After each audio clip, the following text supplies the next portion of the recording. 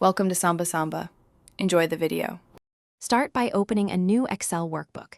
In this video, I will explain how to ledger in Excel. First, set up your sheet with clear column headers like date, description, debit, credit, and balance. Formatting the monetary columns as currency ensures accurate financial tracking. Freezing the top row will keep your headers visible as you add more entries, making navigation much simpler. This foundational setup is crucial for an organized ledger. Now, let's record your daily transactions. For every financial event, enter the date and a brief description in the respective columns. Then, decide if the amount is a debit or a credit.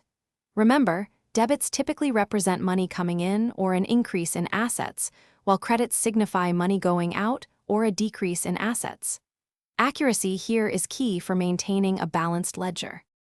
Automating your balance calculation saves significant time and reduces errors. In the first balance cell, after your initial entry, create a formula that takes the previous balance, adds the current debit, and subtracts the current credit. For example, if your previous balance is in cell E2, your formula might be equals E2 plus C3D3.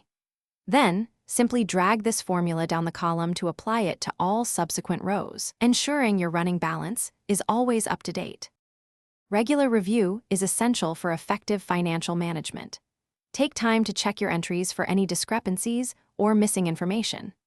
Excel's built-in filtering tools are incredibly useful for quickly isolating specific categories of transactions, like all expenses for a particular month.